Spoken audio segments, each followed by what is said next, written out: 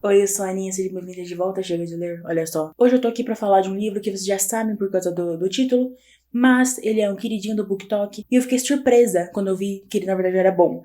Porque se vocês estão aqui no canal já há algum tempinho, vocês sabem que a minha experiência com alguns dos livros do BookTok, que são meio famosinhos por lá, não foi lá das melhores, né? Então, sem mais delongas, vamos falar de A Canção de Aquiles, da Madeline Miller.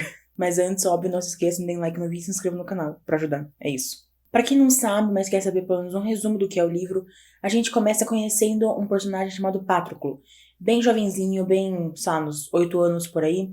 Mas aí chega uma parte da vida dele em que ele tem que ser exilado de Fitia, que era onde ele morava, por uma coisa que é melhor eu não contar agora, porque apesar de ser uma coisa muito simples, muito básica da premissa, é interessante vocês descobrirem quando estão lendo. Mas o que importa é que ele é exilado e ele é mandado para um lugar super distante de tudo que ele conhece.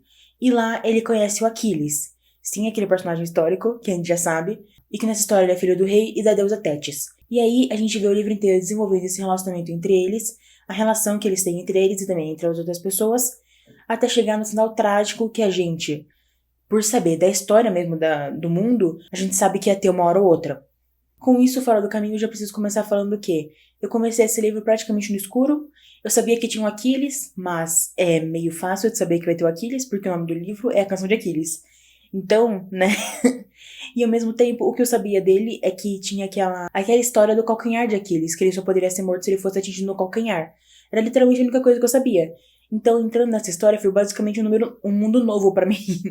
E ao mesmo tempo, algumas coisas foram se desenrolando e eu fui lembrando de coisas que eu aprendi na aula de história. Porque a questão com esse livro é exatamente isso. Ele é meio que um romance histórico. Ele faz uma releitura de um momento da história que a gente tem. E eu acho bem interessante isso, na verdade. Eu também acho interessante como ele acaba misturando mitologia. Mas quando a gente pensa em mitologia, assim, e vendo nas histórias antigas, a gente imagina elas muito como uma coisa, sei lá, só a crença das pessoas. E nesse livro não é assim que funciona. Realmente tem os deuses, tem todas aquelas coisas, tem os semideuses, os filhos dos deuses. Eles têm poderes, tudo isso. Eu achei bem interessante, é uma coisa que eu não esperava, por algum motivo. De certa forma, eu consigo traçar um paralelo com Percy Jackson, porque realmente não é uma história que aconteceu de Percy Jackson, mas também tem os deuses, semideuses e tudo mais. Percy Jackson é levado muito mais como uma série de fantasia. E aí a Canção de Aquiles eu imaginava muito uma coisa mais realista, mas também, quem disse que não é realista ter deuses no mundo, né? Se a religião cristã fala que, por exemplo, chegou um cara chamado Jesus, veio na Terra, ressuscitou depois de um tempo, tudo isso mais, por que não seria justo falar que realmente tiveram deuses e semideuses com poderes e tudo isso mais? É só uma pequena observação que eu queria fazer, porque é uma coisa que realmente me surpreendeu. Eu imaginei que os deuses seriam mencionados só como mitos mesmo, mas eles realmente tiveram um papel na história, então eu achei bem legal também ser retratado desse jeito. Pensando assim, retroativamente na história, ela meio que é um romance de formação, até certa parte. Porque a gente conhece o Patroclo desde uns 8 anos, como eu falei no começo do vídeo, e aí a gente acompanha ele até os quase 30. E a gente vai vendo, se for considerar a história de romance de formação, eu acho que o livro até que é meio curto, ele vai pulando várias partes, mas a gente conhece ele por todo esse tempo, e é narrado todo esse tempo. A gente vê ele com 8, com 10, 12, 16, vai narrando e tal. O máximo que tem de salto, eu acho que é da parte dos 20 anos, porque é realmente a parte da guerra, não importa muito narrar. Mas ainda assim me parece muito como um romance de formação, que é um tipo de livro muito interessante, eu gosto de ler. Nunca li nenhum, eu acho, eu acabei entrando nesse sem querer, mas eu acho muito legal. Pra quem não sabe, também tiver interesse em saber, romances de formação são as histórias em que o ponto principal é a gente descobrir, a gente acompanhar, na verdade, a evolução dos personagens, eles crescendo como pessoas no mundo. Então a gente vê eles crianças, até eles adultos, velhos, todas essas coisas mais.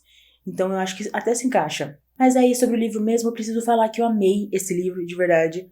A narrativa ela é muito bonita, ela é muito bem feita, muito bem estruturada, ela é muito poética em várias partes.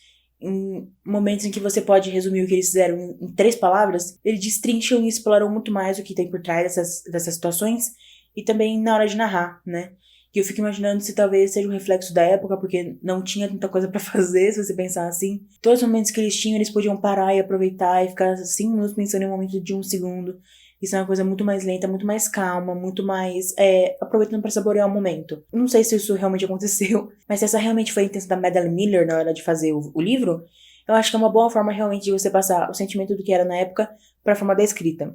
E essa é uma das formas que eu gosto muito mais desse livro. A única coisa que realmente me incomodou, e aí eu entro na escrita de novo, é que às vezes, por ela descrever tanto essas coisas, ela fica um pouquinho maçante. Eu acho que é a mesma coisa que acontece com Secrets of Crows, da Liberdu, tá por ali. Mas você descreve tanto as coisas que parece que às vezes as ações não estão se movimentando, as coisas não estão acontecendo.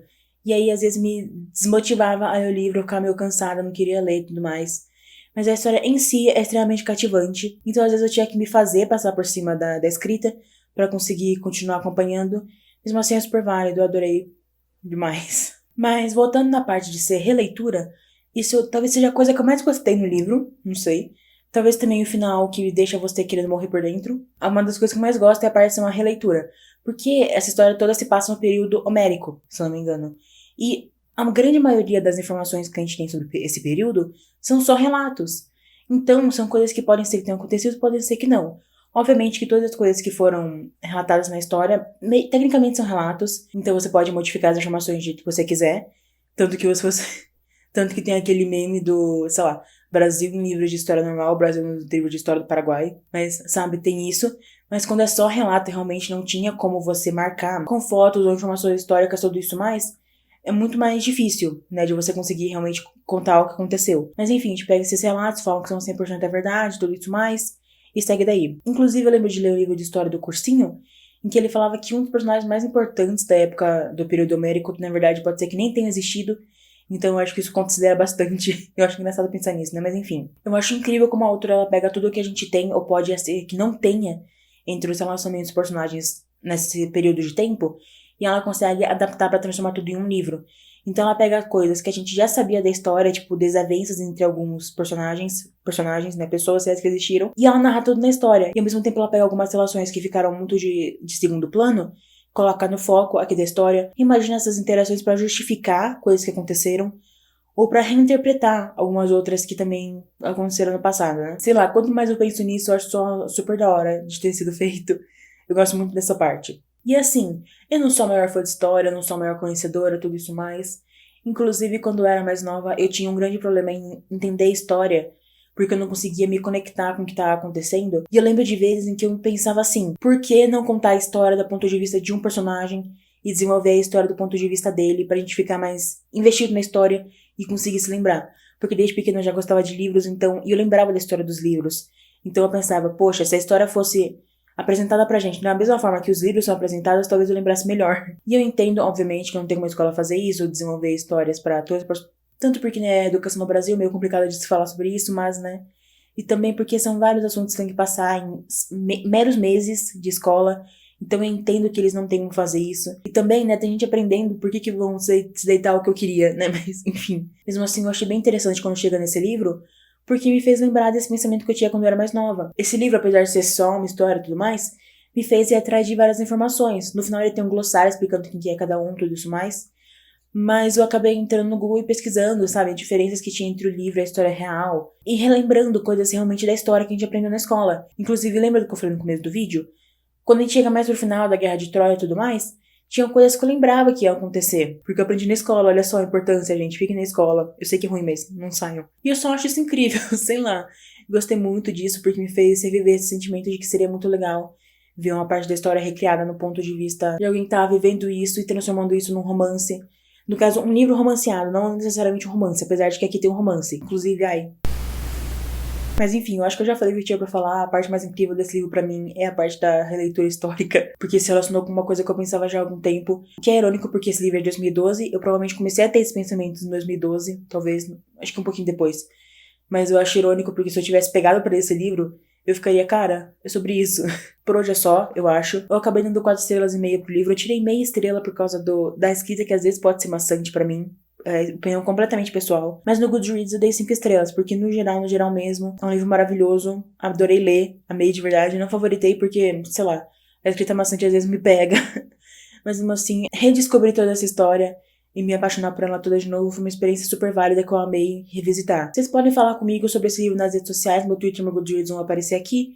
E aí vocês vão ver que eu postei na review do Goodreads falando que eu nunca mais vou sorrir. E é verdade. Novamente, se vocês gostaram do vídeo, do que eu falei, todas as reflexões, não sei, deem um like, se inscrevam no canal, vai me ajudar bastante. Se quiserem saber quando eu postar vídeos novos, ativem o sininho de notificações, que aí vocês vão saber quando eu postar vídeos novos. E me falem, o que vocês acham desse livro? Vocês gostam dele? Vocês não gostam? A escrita é um problema? Ou sei lá, tem algum outro problema? Vocês gostam dele ser uma releitura? Que ele tem várias coisas interessantes? Vocês gostam? Concordam com esse ponto de vista que eu apresentei? Não sei, vamos conversar. Também comentem com os amigos que vocês acham que vão gostar de A Canção de Aquiles ou que já gostam, né? Tanto faz. E por hoje é só. Tchau!